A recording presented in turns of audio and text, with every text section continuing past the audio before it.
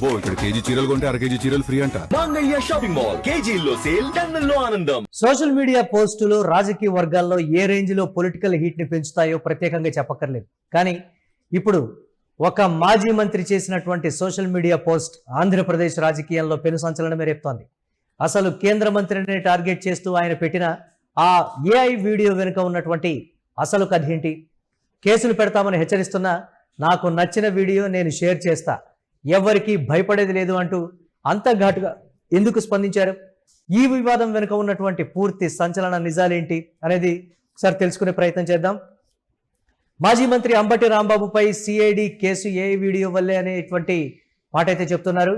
ఆంధ్రప్రదేశ్ రాజకీయాల్లో మరోసారి ఈ అంశం వల్ల ఉద్రిక్తత పెరిగిందనే చెప్పాలి. వైఎస్ఆర్సీపీ సీనియర్ నేత మాజీ మంత్రి అంబటి రాంబాబుపై క్రైమ్ ఇన్వెస్టిగేషన్ డిపార్ట్మెంట్ సిఐడి కేసు నమోదు చేసింది. ఈ కేసు కారణం ఏంటంటే కేంద్ర మంత్రి పెమ్మసాని చంద్రశేఖర్ను కించపరిచేలా ఆర్టిఫిషియల్ ఇంటెలిజెన్స్ సాంకేతికతతో తయారు చేసినటువంటి వీడియోను సోషల్ మీడియాలో పోస్ట్ చేశారన్నటువంటిది ప్రధానమైన ఆరోపణ. ఈ ఆరోపణ నేపథ్యంలోనే ఆయనపై జూలై 31న 2026 మంగళగిరి సిఐడి కార్యాలయంలో ఈ అంశానికి సంబంధించి కంప్లైంట్ చేయడంతో దీనిపై కేసు అయితే నమోదైనటువంటి పరిస్థితి ఉంది. టీడీపీ నేత మద్దిరాల నాని అంటే కొన్ని నివేదికల్లో పిల్లి మాణిక్యాలరావు పేరు కూడా వస్తోంది. డీజీపీ కార్యాలయంలో ఆయన కంప్లైంట్ చేశారనేది ప్రస్తుత సమాచారం. ఆ కంప్లైంట్ ఆధారంగా సిఐడి చర్యలు అయితే తీసుకుంది. అయితే ఆ వీడియోలో అసలు ఏముంది అనేది కూడా ప్రధానంగా ఒకసారి పరిశీలిస్తే ఆరోపణకి ప్రధాన కారణమైనటువంటి అంబటి రాంబాబు సోషల్ మీడియాలో పోస్ట్ చేసినటువంటి ఆ వీడియో ఏఐ వీడియోనైతే ఆయన షేర్ చేశారు. ఆ వీడియోలో కేంద్ర మంత్రి పెమ్మసాని చంద్రశేఖర్ చేతులకు సంకెళ్లు వేసి పోలీసులు తీసుకువెళ్తున్నట్లుగా చూపించారు ఆయన. ఇది పూర్తిగా కృత్రిమంగా తయారు చేసినటువంటి వీడియో అని, ప్రజలను మోసం చేసే ఉద్దేశంతో కేంద్ర మంత్రి ప్రతిష్టను దెబ్బతీయడానికి చేశారని కూడా ఆ కంప్లైంట్లో పేర్కొన్నారు.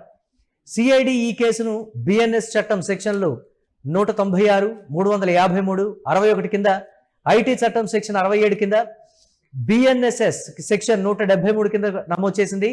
ఈ నేపథ్యంలో విచారణ చేస్తున్నాం అని పోలీసులు చెప్పారు.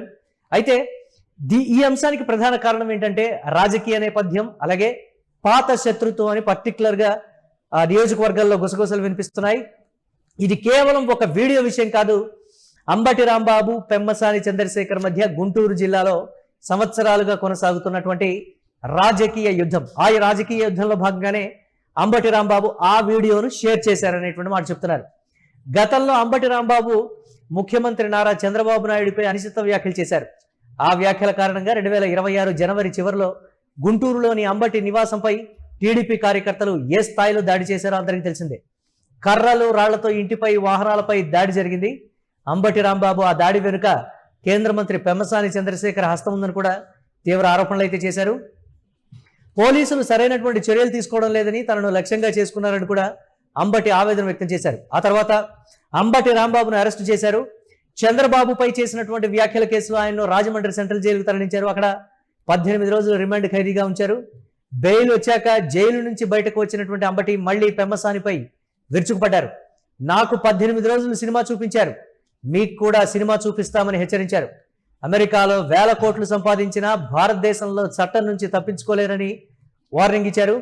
గుంటూరు శంకర్ విలాస్ బ్రిడ్జ్ నిర్మాణం విషయంలో కూడా గతంలో ఇద్దరి మధ్య తీవ్ర వాగ్వాదం అయితే జరిగింది.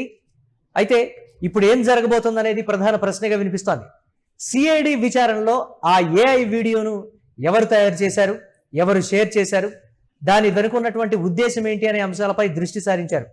అంబటి రాంబాబు వైపు నుంచి ఇంకా స్పందన అయితే రాలేదు. అయితే గత అనుభవాల ఆధారంగా చూస్తే ఈ కేసు కూడా రాజకీయంగా మరింత హీట్ పెంచేటువంటి అవకాశం ఉందనడంలో ఎలాంటి సందేహం లేదని చెప్పాలి. గుంటూరు జిల్లా రాజకీయాల్లో అంబటి రాంబాబు, పెమ్మసాని చంద్రశేఖర్ మధ్య జరుగుతున్నటువంటి ఈ యుద్ధం కొత్తదేమి కాదు. ఒకవైపు వైఎస్ఆర్సీపీ నేతలు పోలీసు వ్యవస్థను, ప్రభుత్వాన్ని విమర్శిస్తూ ఉంటే, మరోవైపు టీడీపీ నేతలు అంబటిని తీవ్రంగా లక్ష్యంగా చేసుకుంటున్నారనేది వాస్తవం. ఈ ఏఐ వీడియో కేసు సాంకేతిక రాజకీయాల్లో ఎలా ఉపయోగపడుతుందో, అలాగే రాజకీయ ప్రతిష్టంభన ఎలా పెరుగుతుందో చూపిస్తోంది.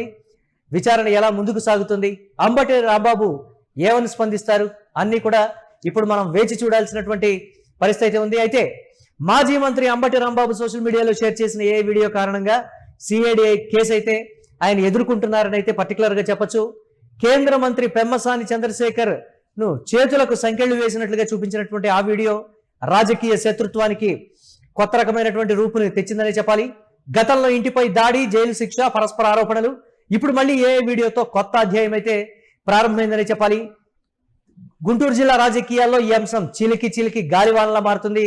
మరొక్కసారి అంబటి అరెస్టు తప్పదు అనేటువంటి మాట కూడా చెప్తున్నారు. ఇదిగో సాక్ష్యాలు. అంబటి రాంబాబు షేర్ చేసినటువంటి ఈ వీడియో మేము అభ్యంతరం వ్యక్తం చేస్తున్నామని గుంటూరు జిల్లా టీడీపీ నేతలు మంగళగిరి సిఐడి కార్యాలయంలో ఇమ్మీడియట్ గా సాక్ష్యాధారాలతో కంప్లైంట్ చేయడం కావచ్చు, ఇమ్మీడియట్ గా దానికి సంబంధించి అంబటి రాంబాబు మీద కేసు నమోదు చేశారు. గత కేసుల దృష్ట్యా ఏదైతే వేధింపులు ఉంటాయో ఇప్పుడు కూడా అదే వేధింపులు ఉంటాయి, ఇది నాకు తెలుసు అని అంబటి రాంబాబు చెప్పడం, వైఎస్ఆర్సీపీ నేతలు కూడా ఈ అంశానికి సంబంధించి జోరుగా ప్రచారం చేయడం కూడా జరుగుతోంది. మరొక్కసారి మా అంబటి రాంబాబుపై కక్ష సాధింపు చర్యలు కొనసాగబోతున్నాయనేటువంటి మాట కూడా చెప్తున్నారు. చూడాలి గుంటూరు జిల్లా రాజకీయాల్లో ఈ అంశం ఏ స్థాయి వరకు వెళుతుంది అనేది. కానీ గతంలో ఉన్నటువంటి రాజకీయ వైషమ్యాలు కావచ్చు, రాజకీయ వైరుధ్యాలు కావచ్చు, అన్ని వెరసి మరో కొత్త రూపాంతరం తీసుకున్నాయని చెప్పాలి.